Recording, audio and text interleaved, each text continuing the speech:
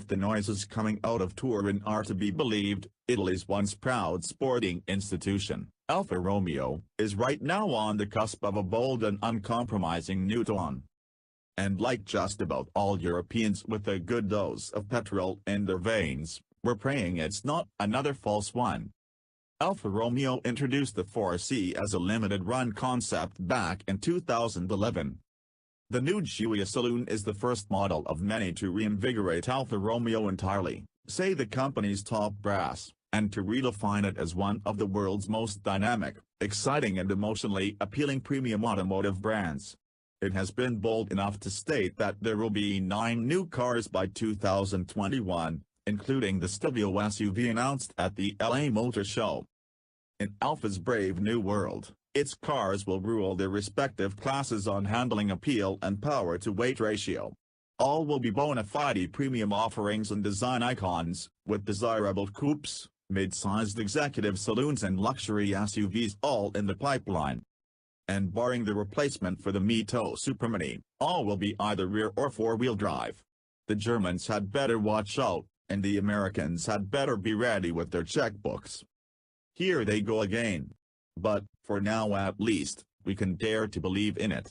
And here, we're giving Alfa Romeo a chance to remind us that it's capable of producing the extraordinary. Having missed the opportunity to put its ambitious 4C coupe through the road test mill, we're hopping to it with the new open-top version, the intriguing 4C Spider. The 4C coupe was launched in 2013 and became the latest in a line of special low-volume productions after the 8C Competition, the SZ and the Montreal. Hand-built at sister brand Maserati's Modena plant and in possession of a weight-saving carbon fiber tub, the 4C was intended as halo car and icon, to herald Alfa's triumphant return to the U.S. market. And it still may. With 2 seats and a modestly sized 1742cc 4-cylinder engine mounted transversely and driving the rear wheels, the 4C has a dry weight of just 940 kilograms in this Spider form.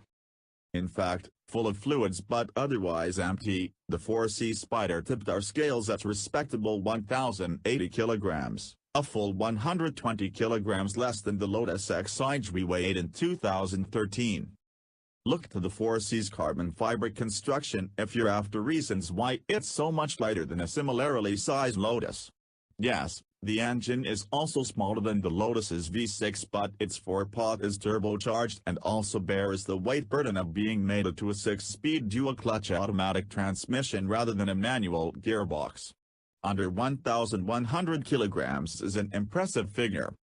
In converting the 4C from a fixed-head car into a convertible, Alfa Romeo has perhaps inevitably made the Spider a little heavier than its coupe sibling. Alfa's official figures have the 4C coupe at 45 kilograms lighter. The Spider's carbon fiber monocoque is itself unchanged, but there's an additional aluminium roll hoop beneath what Alfa Romeo calls the halo behind the passenger compartment. The windscreen surround is new and fashioned from carbon fiber, and there's a high-strength steel cross-member in the engine bay to enhance body stiffness. Then there's the weight of the insulated hood, too. It was wet when we conducted the performance figures for the 4C Spider, so even though it has launch control with a sensitive traction control system, it wasn't going to get near its claimed 0 to 62 miles per hour time of 4.5 seconds. Let alone the 4.1 seconds that an Exige needs in order to hit 60 miles per hour. Still, given the conditions, the 5.1 seconds that it took to reach 60 miles per hour is a tidy result and not far behind the box stress's 4.7 seconds, set in the dry. To give you a better idea of how strong the 4C's performance actually is, from 30 miles per hour to 70 miles per hour it makes up quite a lot of both deficits, at 4.0 seconds versus the Lotus's 3.7 seconds and the Porsche's 4.2 seconds.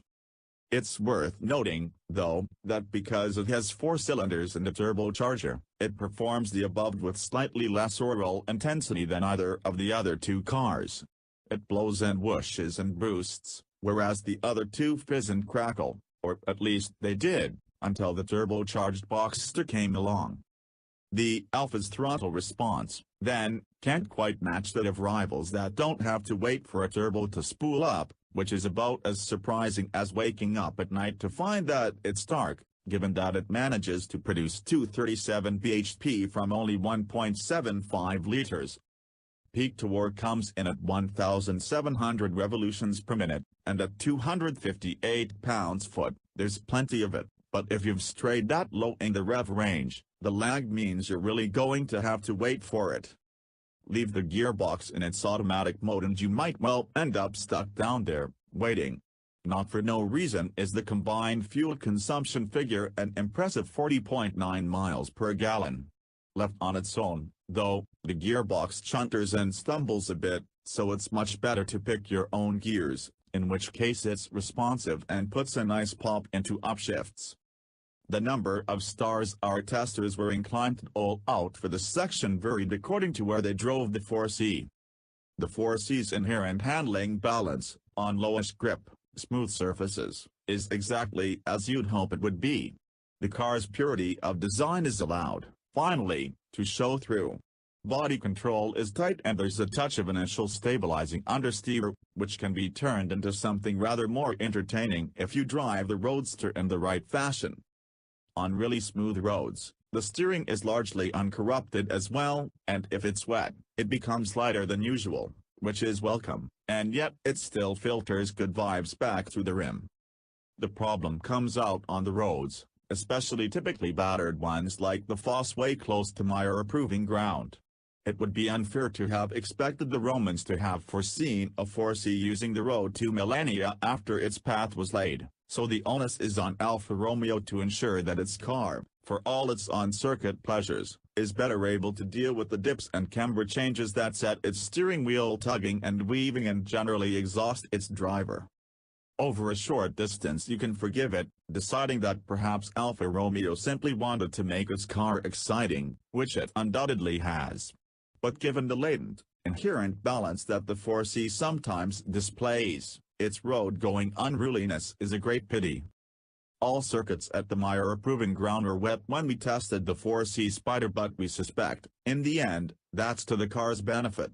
Lower friction means lower steering efforts and it allowed the Alfa to demonstrate the kind of inherently excellent handling balance that a mid-engined, one-ton car should possess. Weight distribution is 40-60 front, rear, and the front tires are smaller than those at the back, so under braking, and the brakes are superb, and on turn-in, there's a little understeer. Which is as it should be. At a whisker under 60,000 pounds, it would seem to cost anywhere between 30% and 50% more than it ought, depending how much cachet you attach to its badge.